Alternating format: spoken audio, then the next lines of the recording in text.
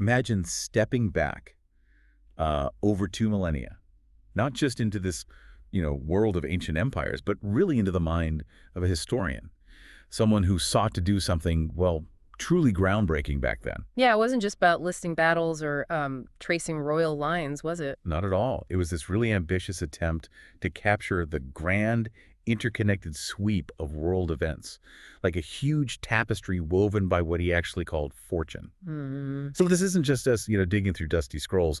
It's a really profound look at the mechanics of power itself, the rise and fall of nations, and the very nature of human leadership, which feels, well, pretty timeless. And what's truly extraordinary about this figure, Polybius, is his commitment, his absolute drive to understand the why behind historical events, not just, the what happened. Right. He wasn't just satisfied with the surface story. No, definitely not. He was dedicated, really dedicated to uncovering the underlying forces, the patterns that shape human civilization. He wanted the deeper mechanisms.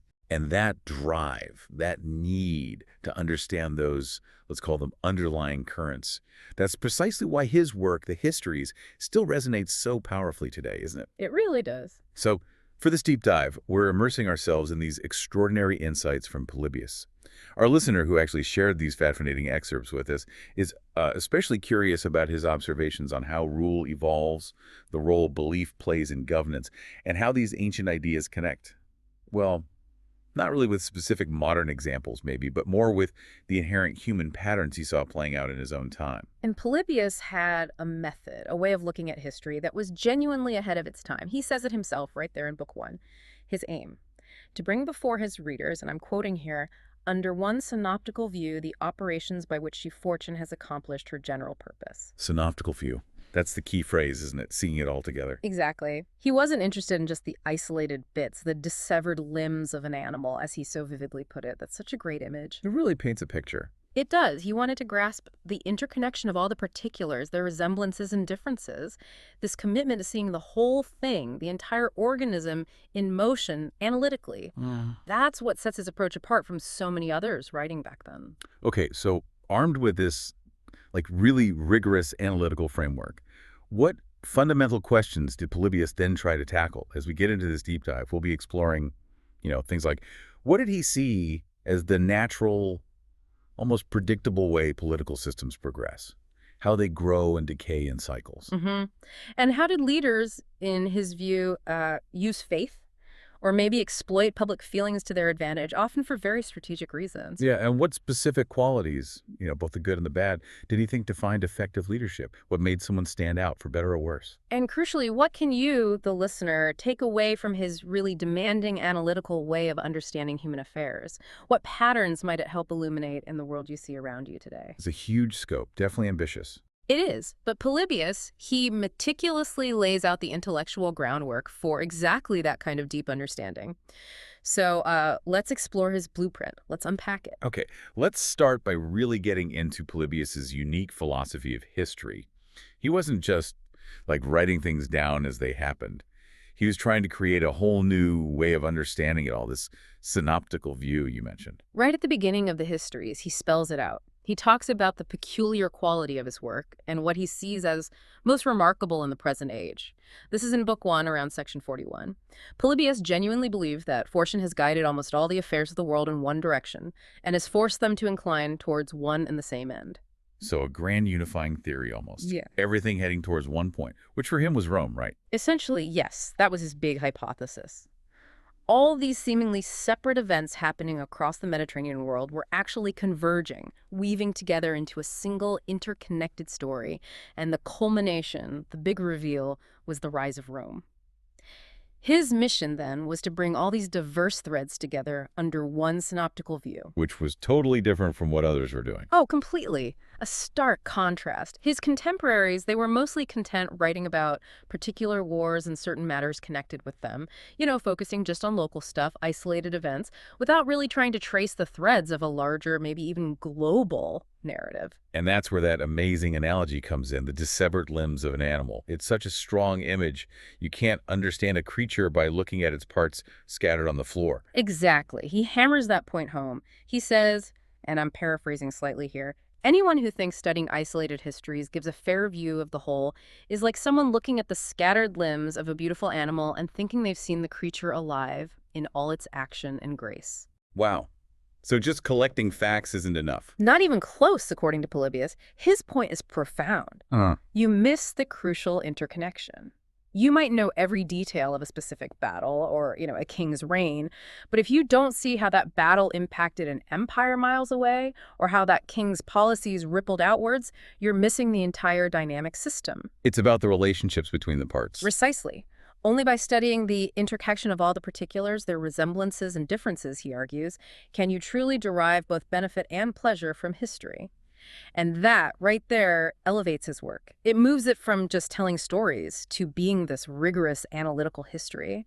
He was deeply committed to understanding causality and how everything was woven together. He wanted to know how it all fit, not just what happened, and then show that dynamic whole to his readers. That deep focus on understanding the whole system, it naturally leads to another really core part of his thinking. The critical importance of getting to the first causes. He wasn't interested in just the symptoms, the obvious stuff. He wanted the roots. Not at all. He draws this really sharp parallel in Book 3. He criticizes physicians who don't understand the root causes of illnesses, and he criticizes statesmen who can't figure out how, why, and whence each event has originated. He really lays it out. He saw them as fundamentally similar failures of analysis. Yes, exactly. And he goes on to say, with this almost startling foresight, nothing, therefore, should be more carefully guarded against and more diligently sought out than the first causes of each event. Why? Because matters of the greatest moment often originate from trifles, and it is the initial impulses and conceptions in every matter which are most easily remedied. So catch the small things early, because they can snowball into huge issues. That's the idea. He's essentially saying if you can identify those subtle initial conditions, those tiny decisions way back at the start, that's when you have the best chance to influence the long-term outcome. It's this powerful call to move beyond just the surface explanations and really dig into the foundational reasons why things happen. And he gives a really concrete example of this from military history, doesn't he? The story of the Allobrogian chieftains trying to ambush Hannibal in the Alps. Oh yeah, it's a great illustration. They had this incredibly strong, naturally defensible position, everything going for them, but they messed up the preparation. Their lack of secrecy, this seemingly small, almost trivial error, tipped Hannibal off. And Hannibal capitalized on it. Completely. Hannibal, who by sharp contrast was all about intelligence gathering and meticulous reconnaissance, figured out their plan, preemptively seized their key positions overnight, and turned what could have been a disaster for him into a strategic win. It's a small detail, the chieftains being a bit too obvious, but it totally determined the outcome of that crucial encounter during his Alpine crossing. A trifle with massive consequences. Exactly. Potentially catastrophic for the Allobrogians, hugely beneficial for Hannibal. It just underscores Polybius's belief that these seemingly minor initial impulses, maybe a lack of foresight, a small mistake, they can ripple outwards far beyond their immediate impact, potentially leading to major historical turning points. Understanding those first causes is absolutely essential for any real historical analysis because it helps us see the true levers of change, good or bad. It challenges us, challenges you, the listener, to look beyond the obvious. And when it came to actually judging these historical figures and their actions, Polybius wasn't about slapping simple labels on them like hero or villain. He really pushed for impartiality and a nuanced view of human character. He explicitly lays this principle out for his own work in Book 15. He says, it was necessary at times to praise and at times to blame the same person, which might sound wishy-washy at first. But it wasn't indecisiveness. Not according to him. He attributes this need for nuance to the fundamental reality that the shifts and turns of circumstances for the worse or for the better change the resolves of men. And also that by their very nature, men are impelled to act either as they should or as they should not. It's a remarkably sophisticated way of looking at human behavior. So people aren't fixed points. They react, they change based on what's happening around them, and just based on being human. Precisely.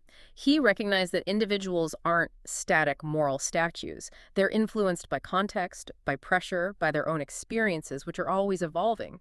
Human nature itself is complex, capable of both incredible virtue and, terrible vice, sometimes in the same person. He gives the example of Philip V of Macedon, right?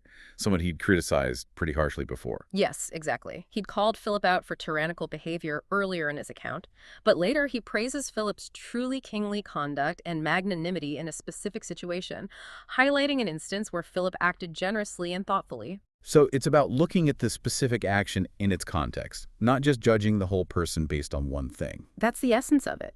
It demonstrates this analytical rather than purely moralistic assessment. Polybius saw that individuals aren't monolithic. You have to judge their actions within specific contexts and understand that a single person can embody a whole range of qualities over their lifetime. It really calls for a profoundly nuanced perspective on historical figures. It urges us and urges you to look beyond those easy, simplistic labels of good guy or bad guy and try to understand the full spectrum of their actions and motivations. It's a lesson we can definitely apply today when looking at leaders and public figures, resisting that urge to just box them into one-dimensional categories and instead trying to appreciate the complexity that circumstances and human nature always bring to the table. Okay, so we've got his rigorous method down, analyzing what happened and why. Now, it gets really fascinating when we see how he applied this to the actual mechanics of government itself. And here, his theory of the cycle of constitutions, what he called anacyclosis, that really stands out as one of his most, well, groundbreaking ideas. Yeah. He went way beyond the standard three forms of government everyone talked about. Absolutely. In Book 6, he takes the common classifications, kingship, aristocracy, democracy, and basically says, hold on, that's not the whole story. He argues these aren't the only forms, and critically, they're not always the best forms when they exist in isolation, in their pure state. He saw inherent flaws in each. Exactly. And then he introduces their dark sides, their vicious allied forms, monarchy, which is different from kingship for him, oligarchy, and mob rule. But what's particularly insightful is his assertion that the truly best constitution is actually a combination of all these three varieties, a mixed government. He points to Lycurgus's Spartan constitution as an early, maybe imperfect example of trying to achieve this balance. He understood that pure forms were just inherently unstable. So not picking one perfect form, but blending elements of monarchy, aristocracy, and democracy to get stability. And he saw this natural, almost like inevitable progression through these different forms, a kind of political life cycle. That's the absolute core of anacyclosis, this cyclical theory of political change. He describes this predictable natural progression, basically born from human nature and the flaws inherent in each system. It goes something like this. Okay, lay it out for us. Stage 1. 1. Monarchy. This, he thinks, just arises naturally from our basic need for protection. In a brand new society, people pick the strongest or bravest person to lead and keep them safe. It's rule by force, essentially, but maybe a necessary first step. Makes sense. 2. Kingship. This evolved from that raw monarchy when the rule becomes voluntarily accepted by the subjects, and it's guided more by reason rather than by fear and force. People trust the descendants of good rulers, maybe out of gratitude or respect for their lineage. Justice and the common good start to matter more. Okay, sounds like progress. But then it goes sour. Inevitably, in his view. 3. Tyranny. Kingship degenerates because hereditary rulers born into superabundance, maybe lacking the grit or moral compass of their ancestors, they just indulge themselves. Appetites, peculiar dress, luxury, lawless amours, he lists them all. They get detached, unjust, oppressive, and this breeds envy and offense, which turns into hatred and passionate resentment. The very success of kingship creates the conditions for its corruption. So the good times contain the seeds of the bad times. What comes after tyranny? 4. Aristocracy. The tyranny can't last. It usually gets overthrown by the noblest, most high-spirited, and most courageous men, people who just can't stand the tyrant's arrogance. These virtuous leaders unite the people, kick out the tyrant, and initially they prioritize the common interest. They rule with honor. Okay, sounds good again. But I sense a but coming. Oh yeah. 5. Oligarchy. Aristocracy also carries the seeds of its own downfall. It degenerates into oligarchy when the children of those noble founders, again, may be lacking that experience of misfortune or a sense of civil equality. They succumb to power's temptations. They get greed of gain, indulgence in wine, worse things like violation of women and the rape of boys. They forget the common good and become this narrow, self-serving clique. Okay, so the people have suffered under a tyrant, now under a selfish elite. What next? 6. Democracy. The common people rise up again. The commons, inflamed by anger, take vengeance on this government for its unjust rule. Democracy emerges when the will of the greater number prevails, ideally in a community that, at least at first, respects the gods, honors parents, respects elders, obeys laws. It's a return to popular power based on ideals of equality and justice. The people rule. Surely that's the end point. Not for Polybius. 7. Mob rule or ochlocracy. Democracy, he thought, might be the most fragile of all. Its very strengths, liberty, equality, can become its undoing. Democracy's license and lawlessness eventually complete the cycle. People get used to challenging authority. They lose respect for tradition, for law. Demagogues emerge who flatter the mob, give them free rein until the whole system just collapses into anarchy and chaos. And that chaos Sets the stage perfectly for some strong leader to step in, promise order and security, and boom, you're right back at the beginning with monarchy. The cycle starts all over again. Wow. A powerful, almost like deterministic view of politics. He really thought you could predict this. He absolutely believed that understanding this intricate cycle allowed you to see when, how, and where the growth, perfection, change, and end of each are likely to occur again. It was like having a blueprint for the future based on observing the past. He even applied it to Rome, didn't he? He did.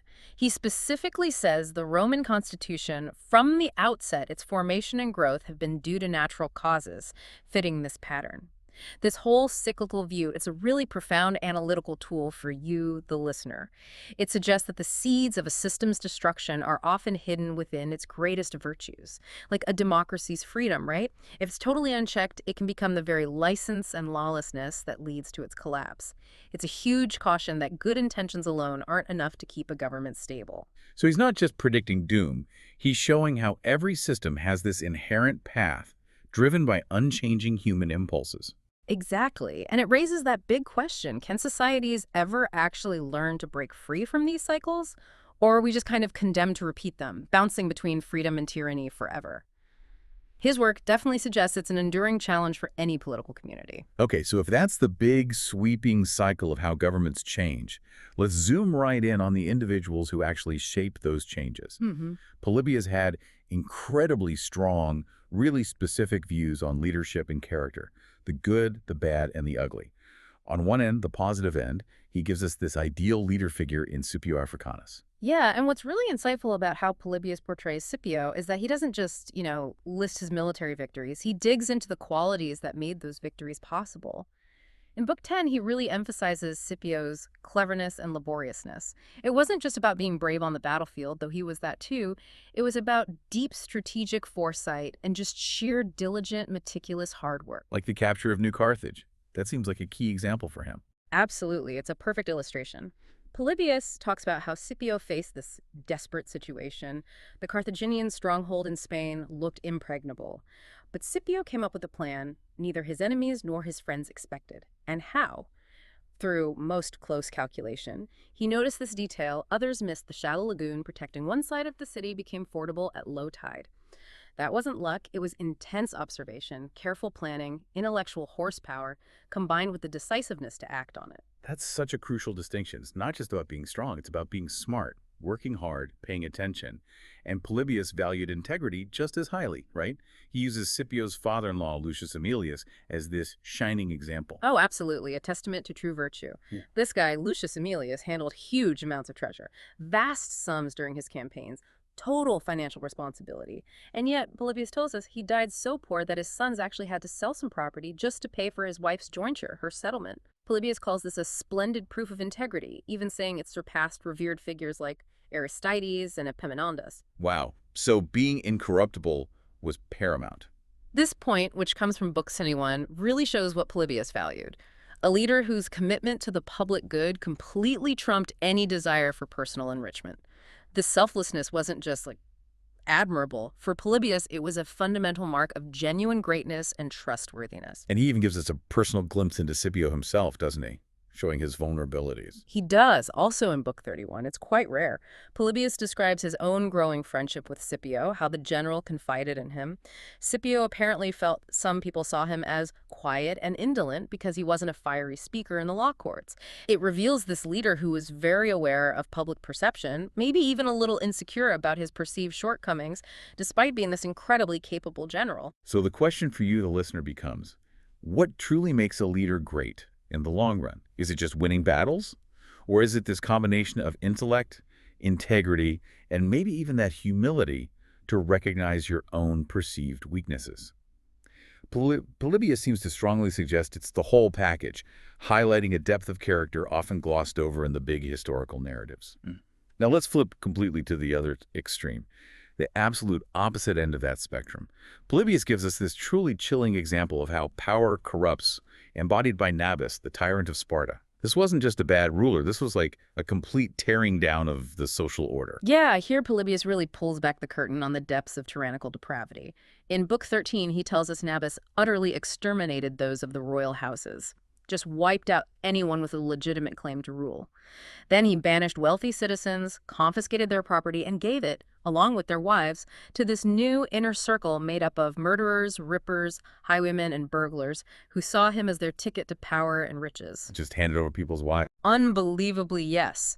And he intentionally freed slaves and married them to their former masters' wives and daughters. Think about that. He wasn't just being cruel, it was a calculated destruction of the existing Spartan social fabric. He aimed to eliminate all potential opposition and create a brand new elite totally dependent on him, built on fear and absolute loyalty. And that horrifying machine he used for extortion, that's the stuff of nightmares. It really is. Polybius describes it with this chilling detail in Book 13. Nadas had this elaborate life-size statue or image of his wife Apega, dressed in rich clothes, but hidden beneath the robes, her arms, hands, and chest were covered with sharp iron nails. When citizens refused to pay the insane amounts of money he demanded, Nabis would act all polite, saying something like, "Well, perhaps I can't persuade you, but I think my Apega here might." Then he'd embrace the victim, and using hidden springs or mechanisms, he'd pull them tight against the statue, impaling them on the nails until they agreed to say anything and everything and hand over their wealth. It's not just extreme cruelty, it's this grotesque fusion of psychological terror and physical torture using technology for tyrannical ends. It shows the extreme lengths power can corrupt someone and the horrifyingly innovative ways tyrants will devise to crush dissent and squeeze out every last resource. Okay, so Nabis is the brutal tyrant, but Polybius also paints this really clear, cautionary picture of another type of bad leader, the demagogue, Mulpigorus of Cius, someone who rises by whipping up popular anger. Right. Mulpigorus, detailed in Book 15, is described as a capable speaker and politician, someone good with words, but fundamentally, in character, a demagogue, greedy of power. And how did he get to the top? By using the classic populist playbook, flattering the populace, stirring up their rabble against men of means, killing some wealthy citizens, banishing others, and then confiscating their property and distributing it among the people. Promising free stuff taken from the rich. Pretty much.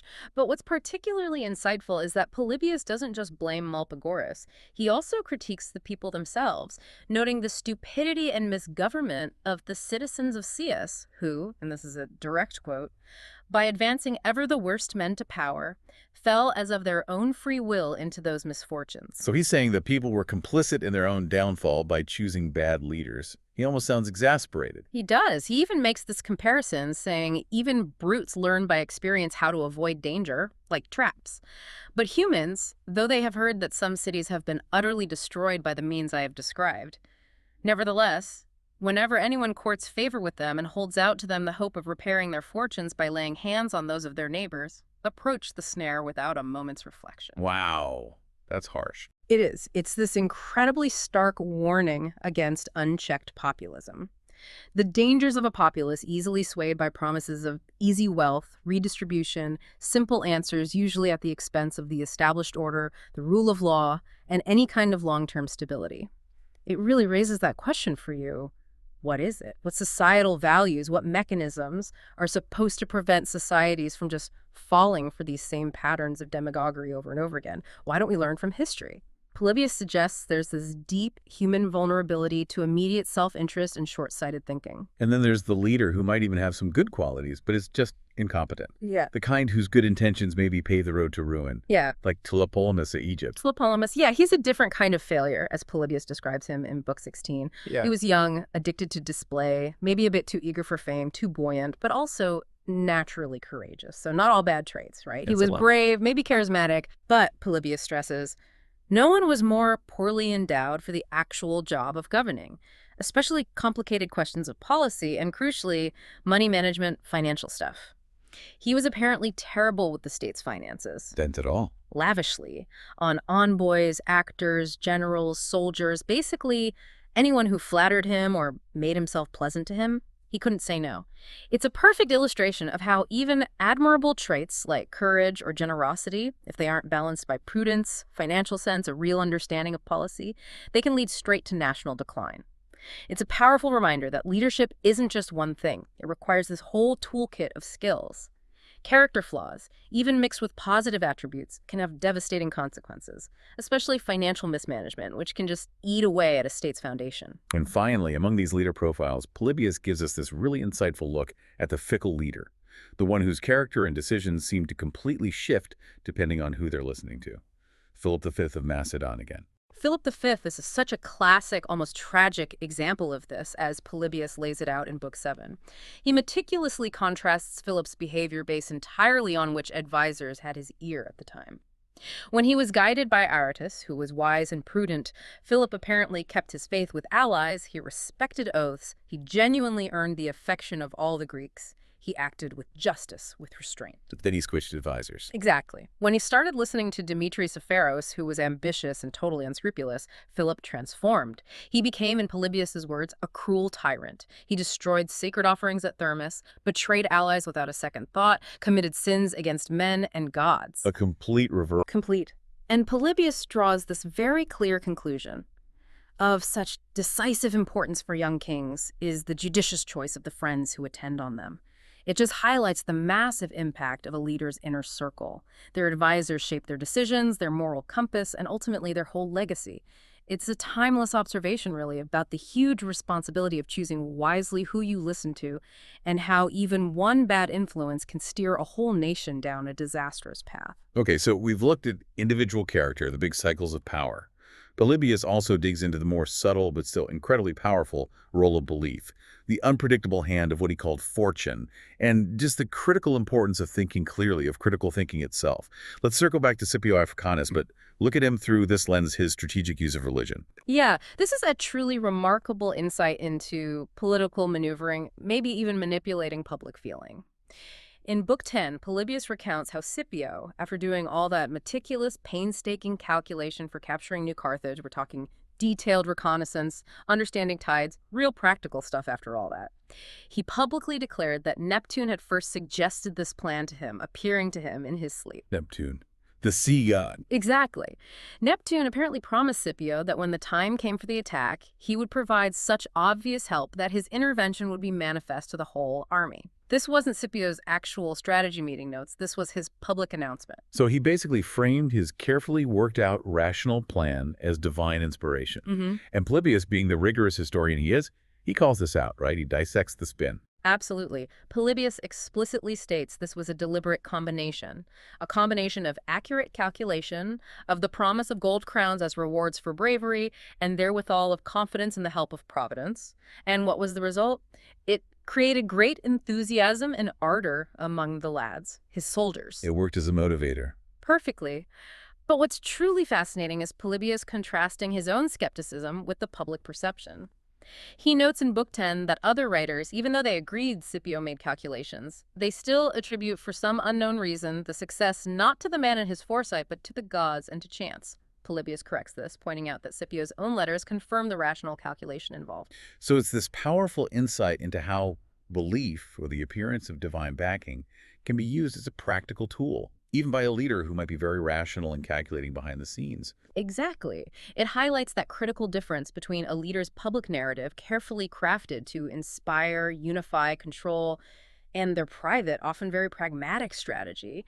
It's a dynamic that really forces you, the listener, to question how much of what you hear from leaders is genuine conviction and how much might be, well, strategic messaging. He also seemed to recognize this kind of historical inevitability, or at least a profound systemic unpredictability, through his concept of fortune's mutability, this idea that power is never really fixed, it's always shifting. Indeed. In Book 29, he reflects on the spectacular fall of the Macedonian monarchy. And he connects it right back to these prophetic words spoken 50 years earlier by Demetrius of Phalerum about fortune's inherent mutability, its changeableness. What had Demetrius said? Demetrius had pointed out that in just half a century, the unbelievably mighty Persian Empire had collapsed, and the Macedonians, previously pretty obscure, had risen to become lords of this vast Hellenistic empire.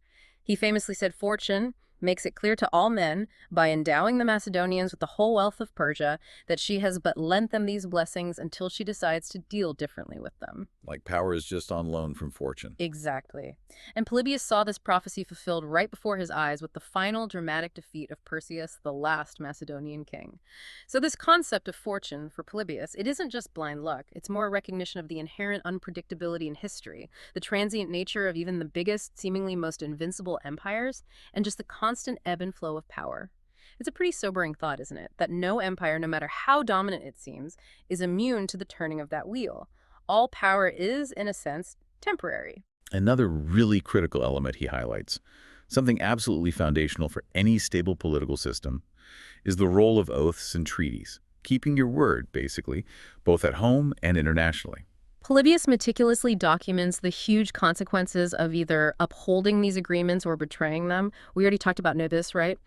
In Book 16, Polybius notes he paid no respect to these solemn obligations of oath and treaty with his supposed allies like the Aetolians, Alaeans, Messenians. His total disregard for promises just sowed chaos and distrust. Stable alliances became impossible. But the Romans were different. By sharp contrast, yes. The Romans, especially after their initial conquests solidified, were known for establishing and, crucially, enforcing very detailed treaties, like the ones with Illyria mentioned in Book 2, or later with the Aetolians in Book 21. These weren't vague promises, they spelled things out. Specific tribute payments, who gets what territory, limits on military forces, even exchanging hostages to guarantee everyone stuck to the deal. So the details mattered. Immensely. It illustrates the absolutely fundamental role of agreements and their enforcement in international relations, and the disastrous results when they're betrayed. It echoes the importance of trust and the rule of law in any functioning society, really. Without that bedrock, that commitment to agreements, stability just crumbles, cooperation breaks down. It's a powerful lesson about the practical nuts and bolts of how states have to interact.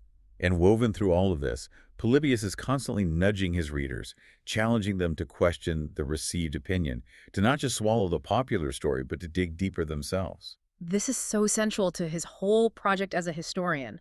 Back in Book 10, discussing Scipio, he explicitly says he wants readers not by falsely accepting the generally received opinion of Scipio neglect to notice his finest qualities, his cleverness and laboriousness.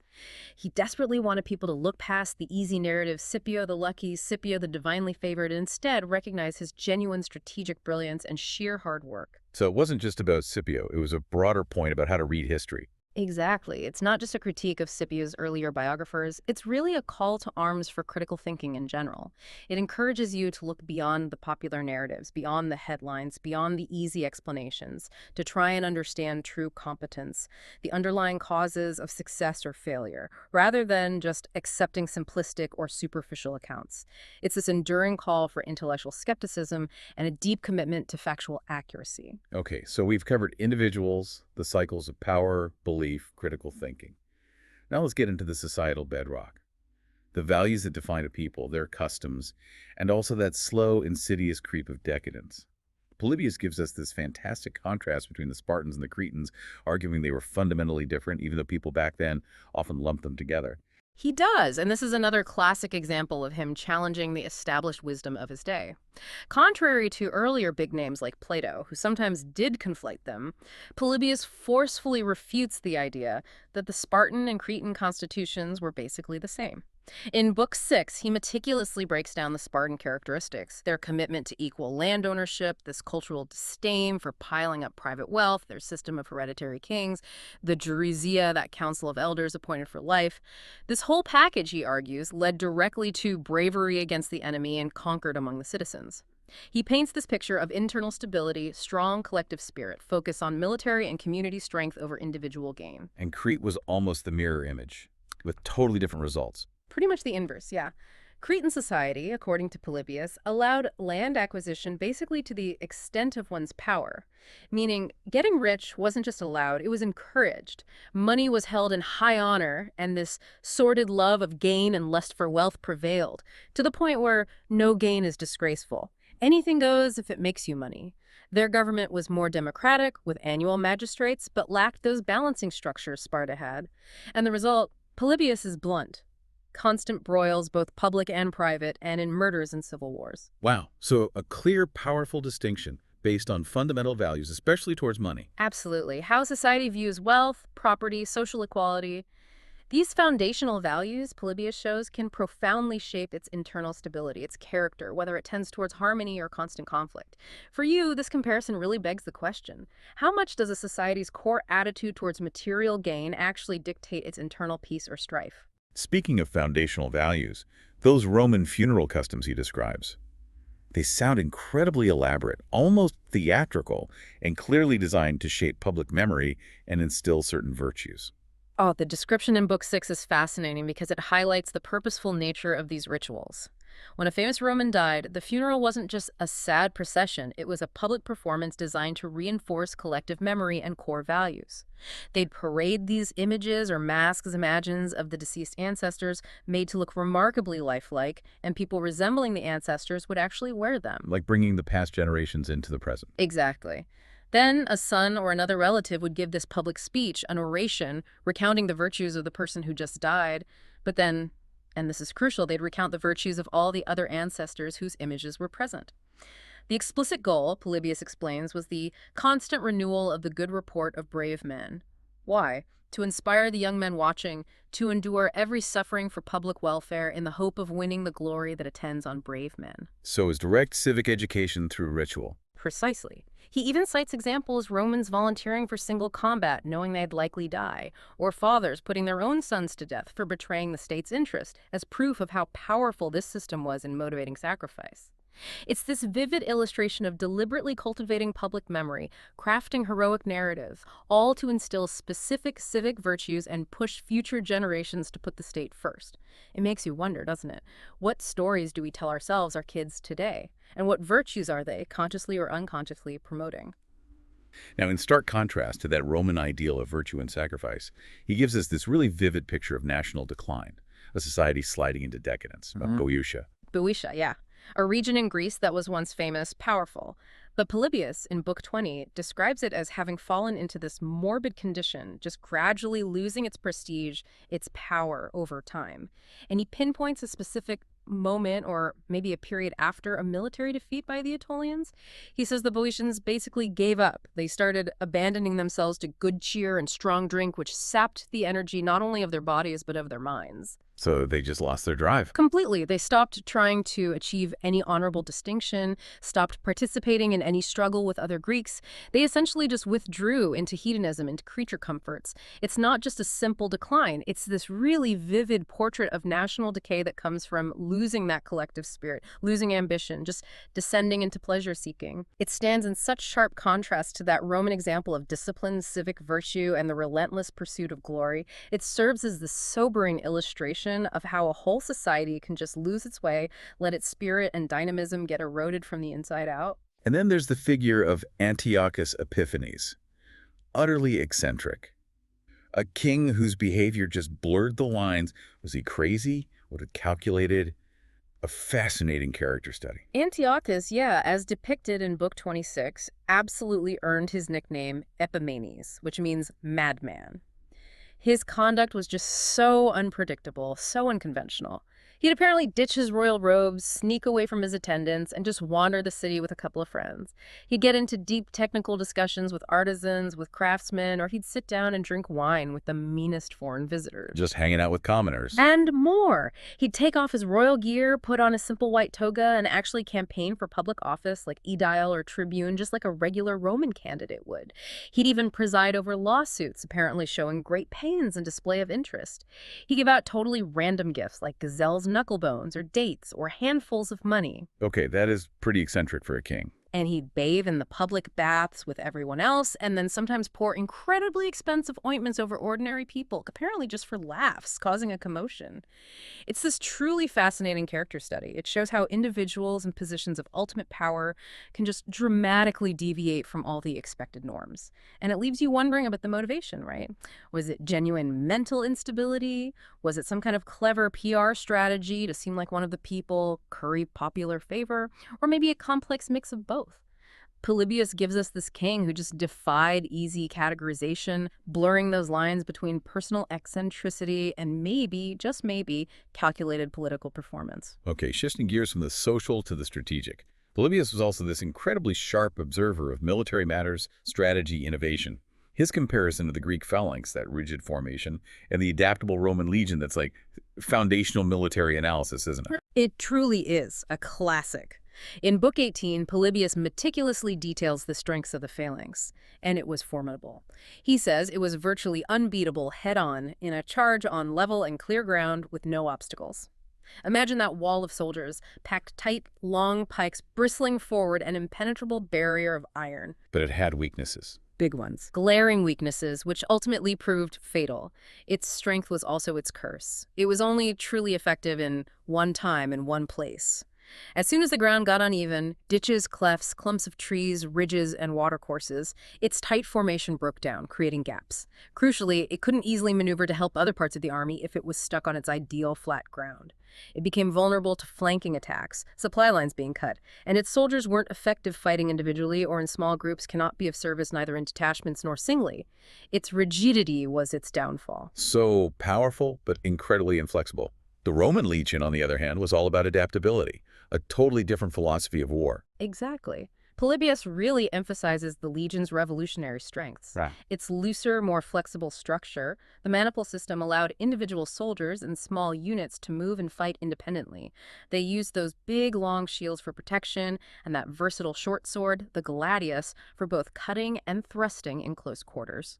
Critically, the Roman soldier can adapt himself equally well to every place and time and can meet attack from every quarter. They could handle rough terrain, fight in smaller groups. Right. They used reserves effectively, sending them in to exploit weaknesses when the phalanx inevitably got disordered during an advance or retreat. They could fight effectively in detachments or even one-on-one. As a consequence, Polybius concludes, the Roman formation naturally proves in reality superior to the other. It's this enduring lesson for you. Strategic flexibility, that ability to adapt to changing situations, diverse environments, different terrains that will often overcome sheer brute force that relies on just one rigid method. It's a powerful testament to adaptability as a core strength, whether you're talking about ancient warfare or really any complex system. And speaking of innovation overcoming brute force, we absolutely have to talk about Archimedes at Syracuse. His genius, his inventions, completely stalled the mighty Roman war machine for a long time. Oh, Archimedes! Here, Polybius vividly shows the sheer power of technological innovation, even ancient tech, to neutralize overwhelming military superiority. In Book 8, he describes Archimedes' truly ingenious defensive engines that just baffled the Romans. Syracuse was defended by this combination of things. Mangonels and small scorpions like catapults and giant crossbows for long-range bombardment, specially designed loopholes in the walls for close-range archers, and these huge beams projecting far beyond the battlements that could drop massive 10-talent stones or heavy lead weights right onto approaching Roman ships or siege engines. And the most famous one, the Iron Hand. The Iron Hand, yes, or the Claw of Archimedes, this gigantic crane-like machine with a chain and a massive iron grappling hook. It would swing out over the walls, grab onto the prow of a Roman warship, lift it high out of the water, and then either drop it suddenly, causing it to capsize, or smash violently back down, filling with water. It must have been terrifying. No wonder the Romans were frustrated. Utterly.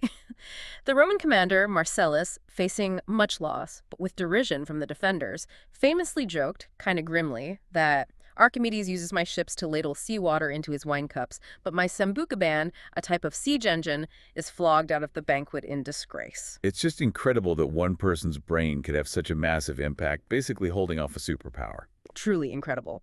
Polybius basically concludes in Book 8 that the Romans, strong as they were both by sea and land, had every hope of capturing the town at once if one old man of Syracuse were removed. It's this enduring lesson for you, isn't it? About strategic flexibility, yes, but also the profound power of technological innovation to overcome even immense numerical advantage.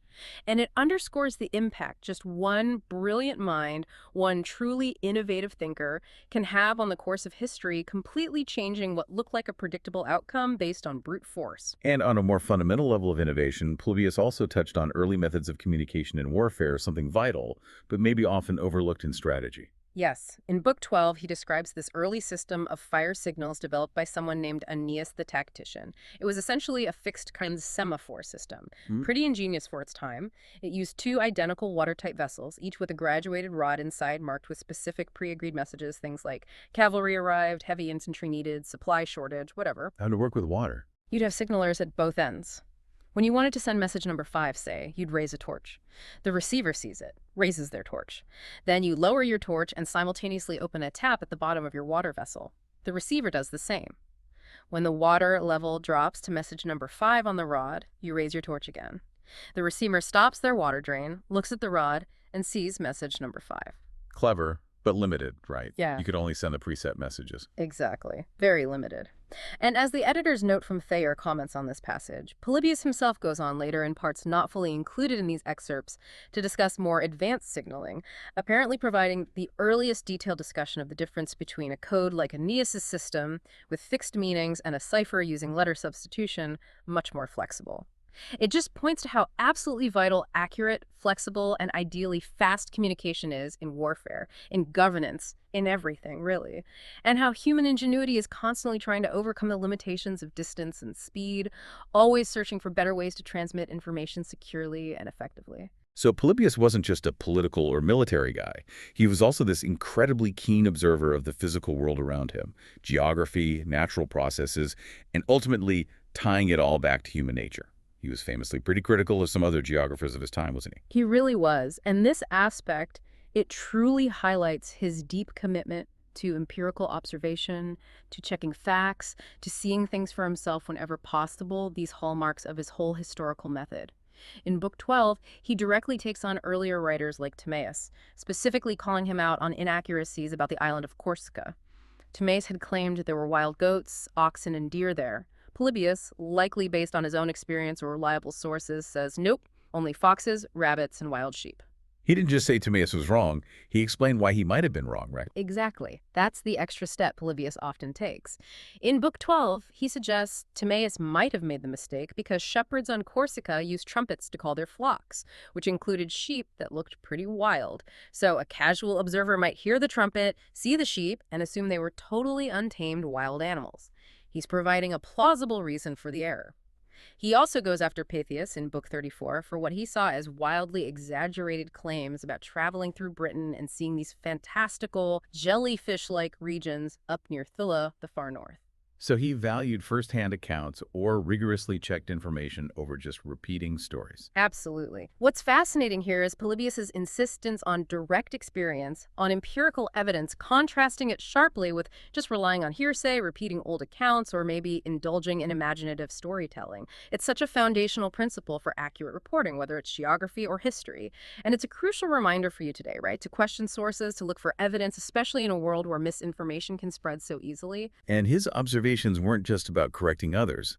He was actively observing long-term natural processes too, like the silting up of the Pontus, the Black Sea, with impressive foresight. This is a really impressive example of ancient scientific observation, almost geological reasoning. In Book 4, Polybius notes the massive ongoing process of silting in the Pontus and the Palus Meotis, Sea of Azov, and he predicts, pretty accurately it turns out, that they will eventually fill up completely with sediment carried by the rivers flowing into them. He even described how the Danube Delta worked. He did. He describes the Danube's delta forming these distinctive sandbanks far out at sea, which he calls the paps. He explains it's because the huge force of the river pushes the silt deposits way out from the coast until the current finally weakens in the open sea and drops its load. It's a detailed, almost scientific explanation connecting the river's power, the sediment it carries, and the ocean currents. It really highlights how these long-term natural processes, things you might not notice year to year, can profoundly change landscapes and impact human activity over centuries. It shows a really keen eye for environmental dynamics, quite advanced for his time. And that sharp geographical eye translated directly into brilliant geopolitical analysis. His description of Byzantium's strategic location is a prime example. Oh, absolutely. In Book 4, he gives what is essentially a masterclass in geopolitical strategy, driven entirely by detailed geographical understanding. He meticulously lays out the unique advantages Byzantium had for both trade and defense, simply because of its location controlling that crucial strait connecting the Mediterranean to the Pontus. He talks about the currents, doesn't he? in detail. He describes these complex, powerful currents flowing out from the Pontus, how they rebound off the European and Asiatic shores. These currents apparently made navigation difficult for the nearby rival city of Chalcedon, but simultaneously, they created eddies that made Byzantium's harbor easily accessible for ships that knew how to use them. His analysis isn't just descriptive. He directly connects the physical geography, the currents, the narrow choke point to strategic control over trade routes, access to vital resources like fish and grain from the Black Sea, and its defensive strength. It's a timeless case study showing how physical geography continues to shape strategy, commerce, and power dynamics for cities and nations even today. So after observing all these grand cycles, these individual characters, good and bad, the forces of nature and strategy, Polybius comes back, almost inevitably, to a rather sobering, maybe even pessimistic, view of human nature itself. Indeed. It feels like the culmination of all his observations. In Book 18, he's pondering why people become traitors. Why do they betray their country or their allies, even though history consistently shows it usually ends badly for the traitor? What's his conclusion? He famously, and maybe a bit cynically, concludes that man, who is supposed to be the cleverest of the animals, may with good reason be called the least intelligent. Ouch. Less intelligent than animals. In this specific way, yes. He attributes our mistakes, our self-destructive behavior, not just to poor thinking or lack of information, but equally to our physical impulses. Our greed, our ambition, our fear, our passions often override our reason. It's this really sobering yet totally timeless assessment of human folly, our persistent tendency towards self-interest, even when the negative consequences are clear from past experience. It underscores this fundamental challenge for any society. Our stubborn inability, it seems, to consistently learn from historical patterns or to effectively control those base impulses that so often lead us down paths we intellectually know are damaging. It's a powerful and maybe rather humbling reflection on the human condition itself. So we've really journeyed through Polybius's histories, haven't we? We've uncovered his incredibly rigorous approach to understanding the past, his really groundbreaking analysis of political cycles, the anacyclosis, and his insightful, sometimes brutally stark observations on human character, societal values.